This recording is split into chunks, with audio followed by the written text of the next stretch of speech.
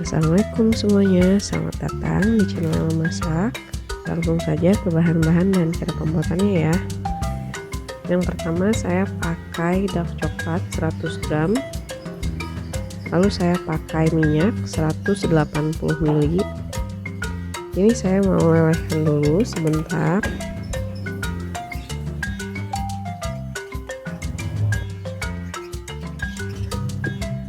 Nah, kalau sudah leleh, sekarang saya akan tambahkan susu kental manis coklat 4 bungkus ke dalam minyak dan juga coklat yang sudah dilelehkan.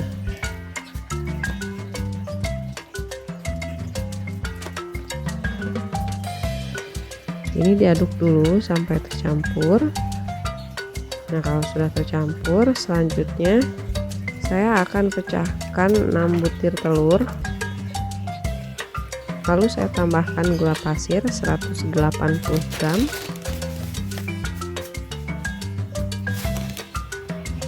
dan SP 1 sendok teh. Ini di mixer sampai kental berjejak ya.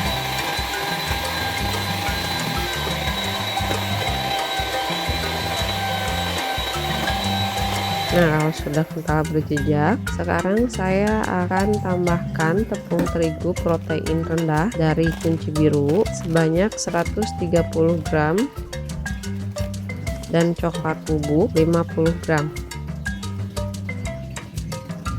Lalu saya akan masukkan ke dalam adonan telur sambil disaring dan dimasukkannya bertahap. Ini di mixer dulu dengan kecepatan rendah sebentar aja, asal campur. Nah, ini saya akan tambahkan baking powder setengah sendok teh. Ini masukkan tepung terigunya, saya lakukan 3 tahap ya. Di mixer lagi, asal campur aja.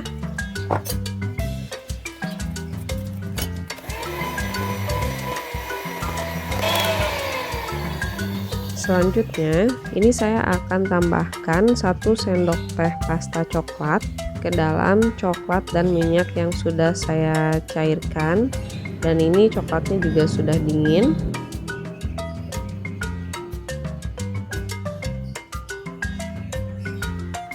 Diaduk dulu sebentar. Nah, ini adonan telur dan tepungnya belum sampai benar-benar tercampur rata. Ini saya akan campur lagi sebentar, asal campur aja. Lalu saya akan ambil sedikit adonan telur tepung ke dalam coklat yang sudah dilelehkan. Ini dicampur dulu sampai benar-benar tercampur. Ini diaduk dulu sampai benar-benar tercampur. Nah, kalau sudah tercampur, sekarang saya akan masukkan kembali ke adonan telur dan tepung. Ini dimasukkan semua.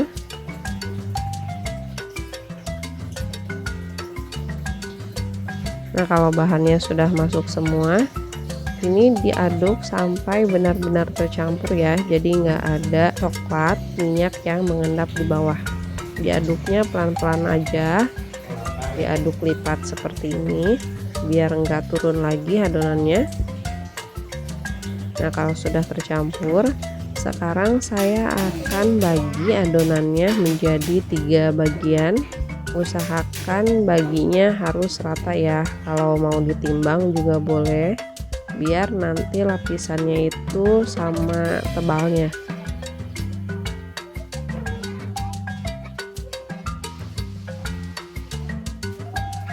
Nah, kalau sudah dibagi menjadi 3, sekarang saya akan masukkan ke dalam loyang ukuran 18, dan ini loyangnya sudah saya olesi dengan minyak dan bawahnya saya alasi dengan kertas roti biar ngeluarinnya lebih mudah.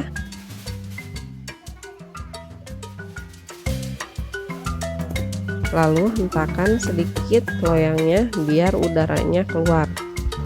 Sekarang saya akan kukus adonannya selama 20 menit pakai api sedang cenderung kecil. Kalau pakai kukusan yang biasa, jangan lupa tutupnya dilapisi dengan kain biar airnya itu enggak netes ke kue ya. Nanti kuenya bisa-bisa jadi bergelombang atasnya, atau bisa jadi kalau apinya terlalu besar kuenya itu atasnya jadi bergelombang, jadi enggak mulus gitu.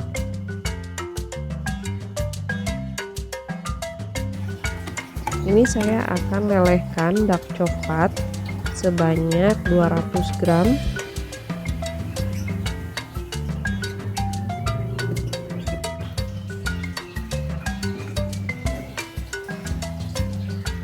Ini dark coklat yang sudah saya lelehkan akan saya simpan di atas brownies. Dark coklatnya harus dalam keadaan hangat ya, biar nanti si browniesnya itu saling menempel. Lalu diratakan. Kalau pinggirannya ada yang kurang rapi, dark coklatnya ada yang meleleh turun ke bawah, nggak apa-apa ya, nanti bisa dirapikan pinggirannya, kita potong. Karena kan si dark coklatnya itu masih panas ya, jadi dia mencair, jadi gampang turun. Lalu ambil browniesnya. Nah, ini brownies yang ketiga. Ini aman ya browniesnya, walaupun didiamkan selama 40 menit tapi dia tetap aman, asalkan jangan dioprek atau apa gitu ya. Pokoknya didiamkan lah intinya, biar adonannya nggak turun lagi. Lalu simpan lapisan brownies yang ketiga. Nah, ini pinggirannya dirapikan, diisi lagi dengan coklat leleh, karena kan pinggirannya masih ada yang belum terisi. Kalau pinggirannya nggak rapi nggak apa-apa ya, nanti pinggirannya ini saya akan potong biar terlihat rapi gitu, lebih rapi. Ini agak sedikit ditekan ya biar saling menempel, tapi jangan sampai ditekan banget karena takutnya nanti si coklatnya malah lebih cair keluar gitu. Apa ya namanya, meleleh keluar, mucur gitu lah, muncul Sunda namanya. Ini ditunggu dulu sampai dia dingin. Kalau mau cepet dingin, masukkan dulu sebentar ke dalam kulkas, tapi sebentar aja ya, jangan terlalu lama. Karena kalau terlalu lama nanti si coklatnya ini malah jadi mengeras. Kalau sudah mengeras nanti dipotongnya itu malah jadi acak-acakan, malah jadi rusak nantinya. Ditunggu dingin tapi enggak sampai si coklatnya itu benar-benar mengeras. Nah, ini setelah berapa lama browniesnya sudah dingin dan coklatnya juga sudah mulai mengeras, tapi enggak sampai mengeras banget. Ini pinggirannya saya akan potong biar rapih ya. Kalau gini kan masih acak-acakan gitu ya pinggirannya. Jadi dipotongnya itu jangan sampai si coklatnya itu benar-benar mengeras, jadi masih agak lembek gitu pada saat dipotong, biar si browniesnya itu enggak hancur.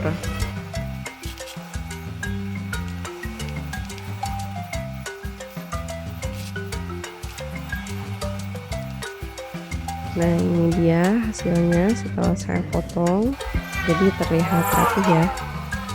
Sekarang saya akan potong browniesnya, kita lihat dalamnya ya seperti apa.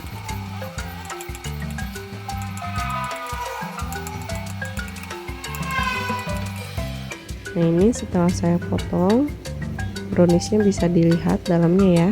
Ini coklatnya nempel dan cantik ya, rapi. Dan ini browniesnya super duper lembut sekali, manisnya juga pas, nggak kemanisan, nggak seret pastinya.